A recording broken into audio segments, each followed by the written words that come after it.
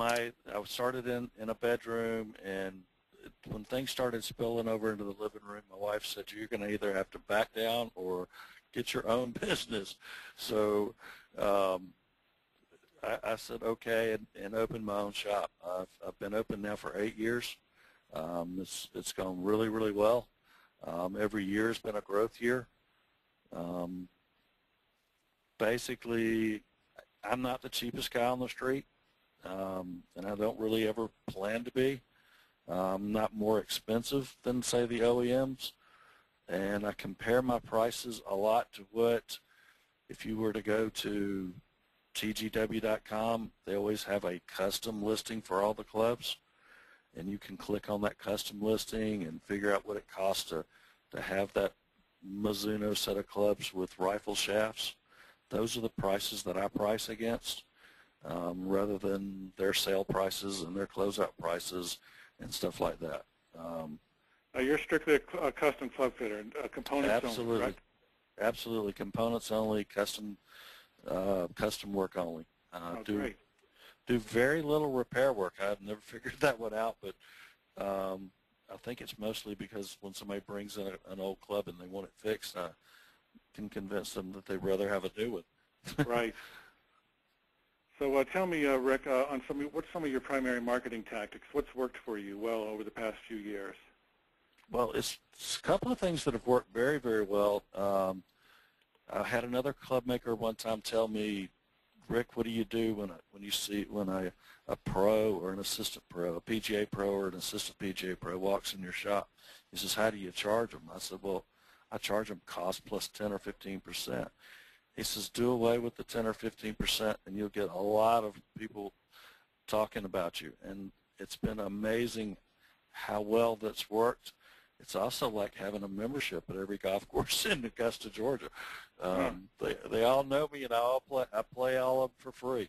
Right.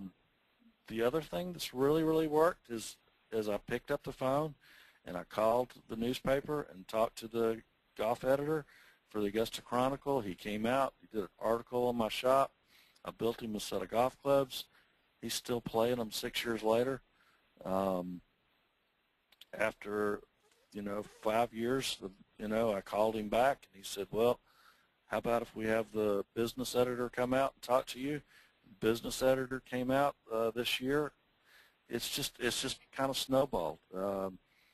One thing I can say is you can get the first year when I had the Augusta Chronicle sports writer come out, I also got so excited about that article that I jumped on the phone with the local one of the local sports guys on TV. He came out too. Be sure to spread these things out. You can kill yourself. I had 2 articles done, or 2 major things happen within a 3-month period. If I'd have spread it out over a 9-month period, it would have been a much better thing. I do a lot on my website. My website, 85% of the people that walk in my door know what I do, and that's a tremendous thing. I don't know how many of you out there that do custom work spend the first 30 minutes to an hour saying what is it you do and what is all these heads sitting on the wall. I've never heard of any of these people. Well, if they already know who you are and what you do, that's a really big thing. I don't market outside my area. It's about a 60-mile radius where my customers come from. My website is listed. If you do custom clubs, it comes up 1, 2, 6, and 8 on Google or Yahoo. That's great. That's all you really have to do. It doesn't have to be beautiful or have a lot of flash. Just so long as it answers the questions. What do you do? Right. Now, Rick, briefly talk again about some of the what you did with television ads. Go ahead. Well, basically, I talked with a couple of friends that were doing television ads.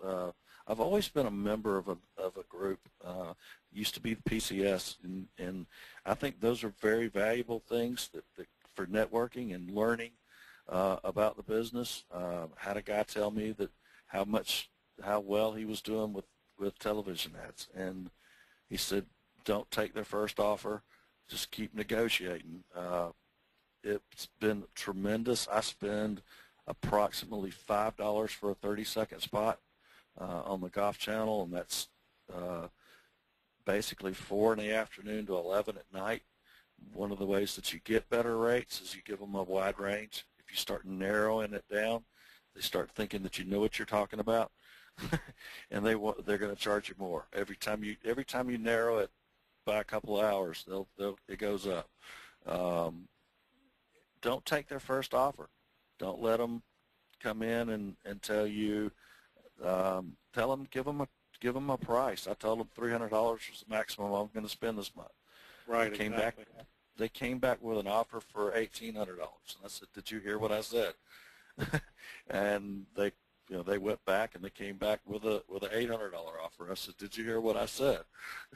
So then they started understanding that I was not going to buckle into their little sales tactics, and they offered to do the commercial for me for $500. I said, "I don't know if I can afford that." They said, "Well, how about $200?" I said, "I think I can handle that." So, yeah, see, that's unheard of. Especially in Columbus, Ohio, we've always been quoted, or even we're corporate headquarters in Southern California. It's usually a couple thousand bucks. So you've done very, very well. Well, it's a market thing also. You have to understand that this is Augusta is not as large a market.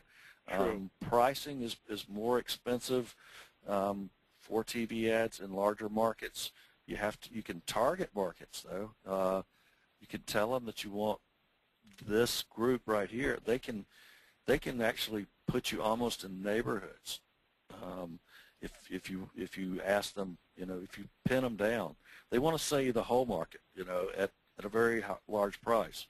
Right. But if you can pin them down to smaller markets and tell them everybody's looking for ads right now. I mean, the car business is down. They're not advertising. Right. These companies are really willing to negotiate now. You just have to be willing to negotiate with them and not take their first offer. That's right. Now, to talk a little bit about now with your launch monitor. I think it was Gary that I've spoken with. He's had a launch monitor in the past, and his experience has been is that sometimes it can take, heck, you can be on that for 2-3 hours sometimes, and he'll give his comments about that. But you swear by it, and you'll take as long as it takes to fit somebody, correct? Correct. It's not like, as a custom club maker, you have to understand that you don't have clubs sitting there ready to go. So we're not going to sell 30 sets of clubs a week. It's just not going to happen. We can't. First of all, we don't. Most of us work by ourselves, and you can't fit and build the clubs, and have. I have only 3 days a week that I fit because I have to have 2 days a week to build, and my launch monitor has been my lifeblood. You have to understand a launch monitor. You have to understand every launch monitor has what it measures certain things. If you know what it measures, those are the things that you deal with. It's kind of that simple for me, and I do spend as much time as it takes. I guarantee that what they buy from me, they will play better golf with. So right. In order for me to do that, I'm not going to cut any corners, otherwise it's going to